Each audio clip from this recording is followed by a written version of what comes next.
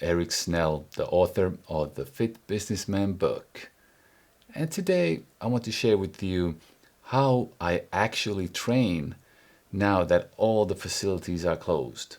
Both the indoor and the outdoor facilities are closed, and we see a lot of videos. You can train at home, you can use this band, you can do this, you can do that. But are people really doing that? I got a feeling that you can see a lot of advice online how you can have a great chest workout, how you can have this and that at home. Uh, but I actually think that most of the people that give that advice, they have their own gym, they use their own gym equipment, and it's not a big change for them. They still do their own workouts because they have the equipment. They're fitness professionals. But for a guy like me, I'm a regular bank employee, work 9 to 5, I have a family to take care of.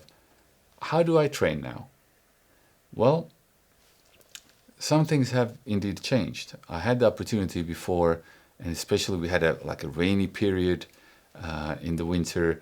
I spent a lot of the lunches in the gym, so by default I went to the gym, and it didn't feel like I was training that hard. Of course, now that I'm not doing it, I can instantly see a huge difference.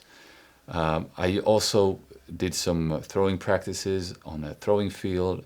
I did some running practices on a running track. This is not possible anymore. They even closed the running tracks for some reason. It's not like they're heavily populated, and you can easily keep distances there, but I guess that's a principle that you have to close down places where there's a chance that a lot of people would congregate. So without these venues, how have I been training? Well, for one, I haven't had one session in my living room, at my house, at my apartment. Nothing. I know a lot of people recommend that, and for me, it's like a last resort. I don't really like to lift where I eat.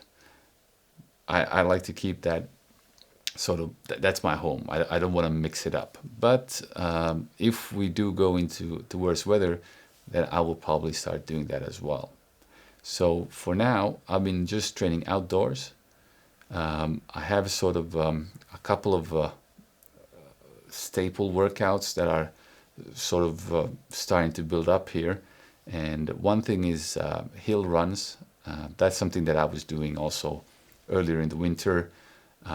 It's sort of a last resort when I don't have time to go and participate in group workouts where we do running practices. I don't have a running track really in the near vicinity of where I live, so I do have the chance to run a hill. So that's what I've been doing in the winter as well, maybe twice a month or so. So that's one option that I use. Basically, it sprints, so it's no longer than 100, 120 meters maybe. And then depending on the day and depending how I feel, I might chop it up into smaller distances or run longer. So that's sort of one option I've been doing. Another sort of lower body emphasized workout is the stair workout. So as we have a lot of height differences here, there's a lot of staircases, long staircases. And I find this to be a nice alternative. It's not really the same as a hill sprint, but it's a little bit similar. And it's a little bit different flavor.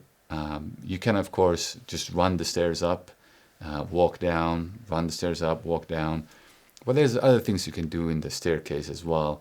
And one thing I was mentioning in a previous video were these depth jumps where you just start from the top and you jump down the stairs, trying to keep yourself very low so your knees shouldn't be in more than 90 degrees.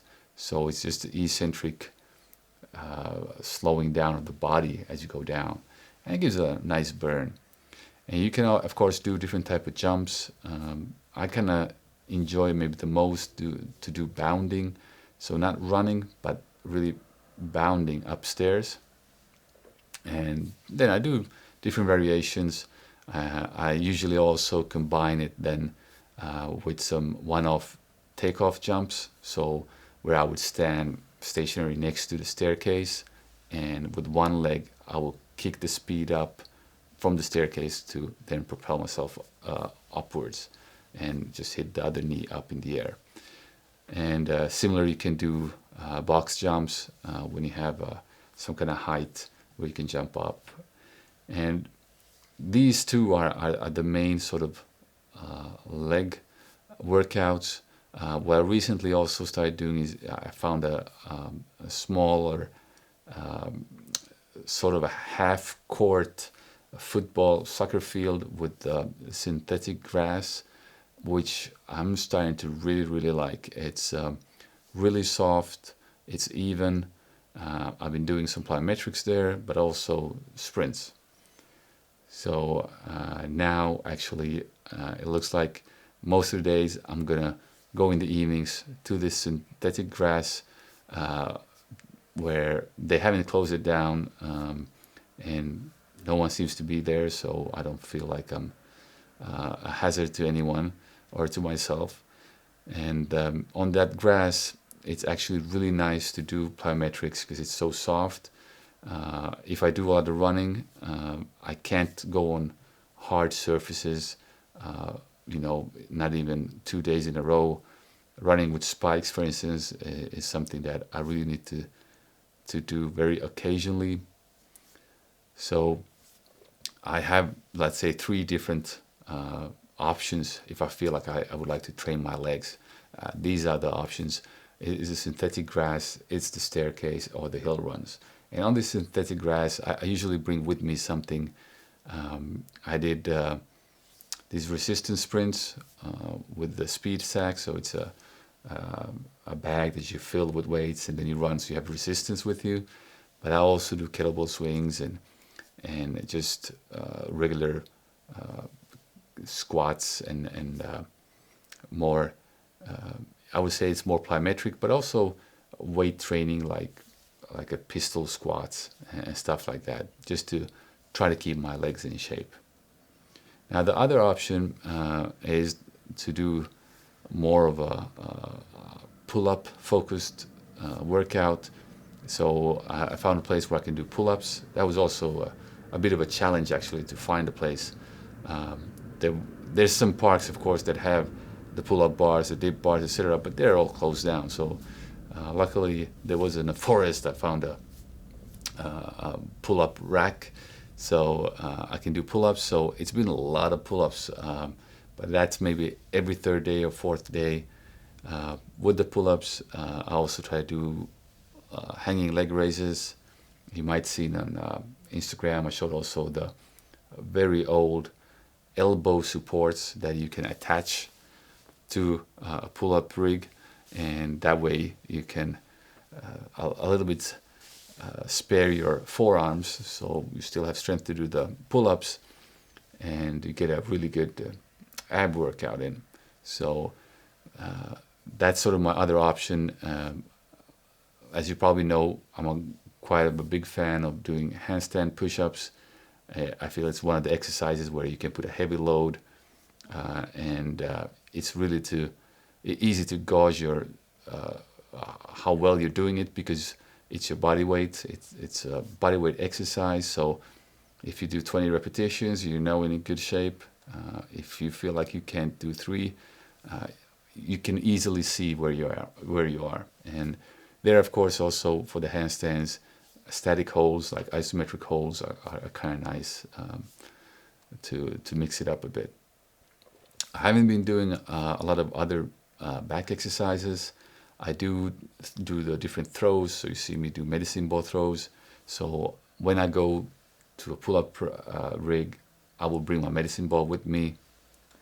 The same as when I go to the synthetic grass field, I'll bring some toy with me. And I think it's really important to keep that variation. For me, that's the good thing about a gym. When you go to a large gym, if you want to, you just feel like you want to train a certain body part, there's 10 different options where you can easily, without thinking, you can just go to the next one, go to the next machine sort of, and you can do a lot of variation for the same muscle group, and it's mentally much easier than now. For instance, when I do pull-ups, I need to. It's not that easy actually mentally to do a lot of the same movements repeatedly. Even though I mix it up a bit, I mix up the grip. Maybe I'll keep the medicine ball between my legs to add some weight, some resistance. But still, it's in my head, it's the same movement, and yeah, it gets every now a little bit annoying. So this is sort of how I work out, and what I've noticed now, it's been about 4 weeks. My body weight has been dropping, so I dropped maybe 2-3 kilograms. Yeah, both fat and muscle, I would say, but I would say more fat. I'm getting a little bit more lean, and basically I consciously lowered my calorie intake because I knew that I was not going to be as active as I was before, and so I'd rather be cautious on that side. And actually, the hanging leg raises and these elbow supports with the leg raises have been proven to be quite good for my lower abs. So actually, I see a quite good improvement there. Overall, my upper body is shrinking. I mainly see it in the clothing I wear. Also, of course, with the pants, I feel that I'm getting smaller, and I think that's maybe the best way to see, okay, how's it going? It's really to use the clothes and feel the difference, how much space you have in the clothes. Because when I look in the mirror, I could actually sometimes think that I've gotten bigger just because I lowered my fat percentage. So it's really an illusion that your muscle looks bigger because it's more visible. But I think the clothes also tells a big story. And the good thing by doing these videos is actually that I can see as well in my face how my body fat is changing. So I think it's really, really a good measurement, and you can see in people's faces if they have a six-pack or not. And you can see the development. You don't have to take off the shirt to know. And that's actually the good part about documenting all this and doing these videos for you. So that's how sort of a really realistic view of how I train today. I can't wait to start going to these facilities and training with the training groups and with the coach and everything else. But for now, it's a lot of outdoor training for me. I might start working out indoors. I hope I don't have to resort to that. We've been very lucky with the weather, and I will continue to go outside. It's sort of if I can get my daughters to go inline skating or walking in the evening, then that's what I will do. If they don't want to do anything like that, then I'll probably just go and do one of my leg workouts or some kind of a pull-up workout. And that's where we're at right now. And let's see how it goes from here on. I'm Eric Snell, the author of the Fit Businessman book, and I hope you can put some comments on the video how you work out right now, and please tell us really if something has changed or if it hasn't, and how you cope with the situation. I can't wait to read your comments. I'll see you soon.